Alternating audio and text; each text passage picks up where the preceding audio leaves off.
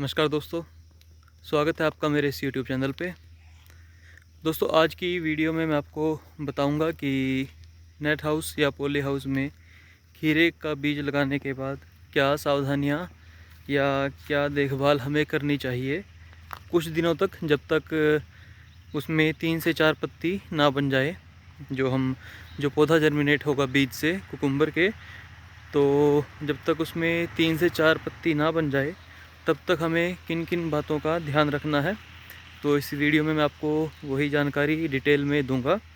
तो वीडियो अंत तक देखिएगा। वीडियो अच्छी लगे तो लाइक और शेयर ज़रूर करना दोस्तों, और चैनल सब्सक्राइब करके बेल आइकन ज़रूर दबाना ताकि आने वाली वीडियो के नोटिफिकेशन भी आपको मिलते रहें। तो सबसे पहले दोस्तों, जैसे ही आप बीज लगाते हैं पॉली हाउस या नेट हाउस में, तो उसमें आपको जैसे जो चूहे हैं उनसे सबसे ज़्यादा खतरा है। रैट चूहों का अटैक होता है जो नेट हाउस या पॉली हाउस में, उससे आपके जो कुकुम्बर के बीज हैं सबसे ज़्यादा खतरा उनसे रहता है आपको।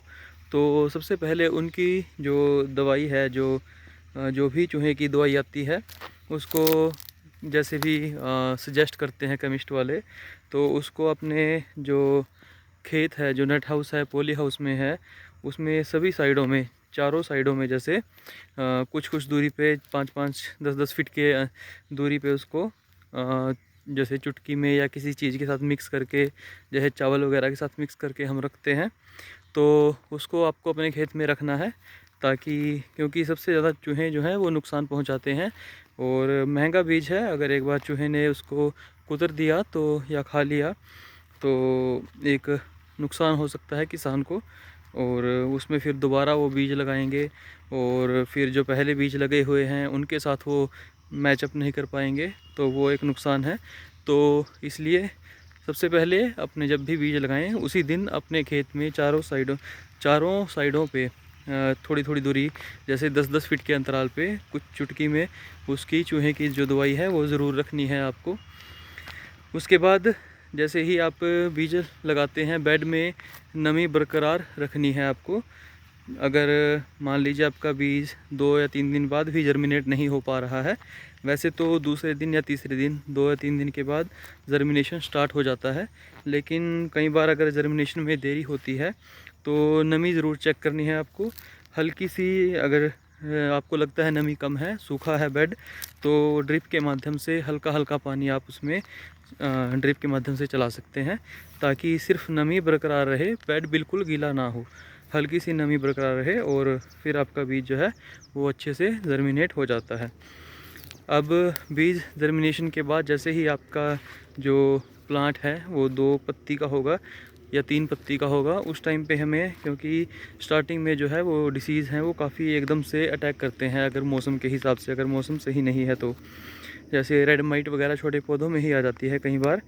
तो कई बार हम सोचते हैं कि अभी पौधा छोटा है तो इतनी बीमारी नहीं आएगी, तो लेकिन छोटे पौधे पे एकदम से बीमारी अटैक करती है।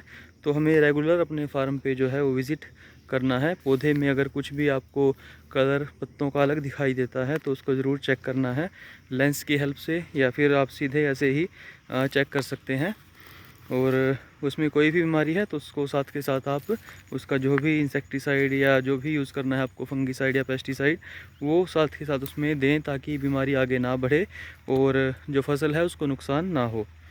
उसके बाद दोस्तों, जैसे आप अब जैसे जो पौधा छोटा होता है, जैसे 2 या 3 पत्ती का होता है, तो उस टाइम पे डंपिंग ऑफ की बीमारी भी काफ़ी ज़्यादा उसी टाइम पे आती है, तो उसका भी खासकर ध्यान रखना है। वो एक सबसे बड़ी समस्या है, सबसे बड़ी बीमारी है, और वो जैसे स्टार्टिंग में 10 या 12 पौधों पे आएगी, उसके बाद उसमें एकदम से अटैक करेगी तो 100-200 पौधे आपके डैमेज कर सकती है। तो आपको स्टार्टिंग में पूरे जैसे फील्ड पे चक्कर लगाना ही है, पूरे फार्म में आपको एक बार घूम के चेक करना है कि किसी पौधा कोई ऐसा डंपिंग ऑफ वाला कोई ऐसा बीमारी तो नहीं है, कोई पौधा नीचे तो नहीं गिर रहा है। तो अगर ऐसी समस्या आपको दिखाई देती है डंपिंग ऑफ की, तो जो हमारे फंगीसाइड हैं, जैसे एलिएट हो गया, जो प्राइम हमारा सबसे रहता है, वो वही कंट्रोल कर देता है मैक्सिमम केसेस में तो।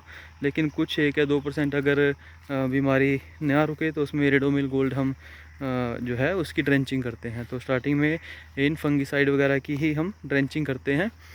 तो इन सब बातों का ध्यान रखना ज़रूरी है दोस्तों। बाकी 12-13 दिन या 14-15 दिन जब हो जाता है पौधा, तो उसमें फिर हम फर्टिलाइज़र जो है वो ड्रिप के माध्यम से देते हैं। उसकी जानकारी भी मैं आपको अगली वीडियोस में ज़रूर शेयर करूँगा। तो वीडियो अच्छी लगे तो लाइक और शेयर ज़रूर करना। धन्यवाद।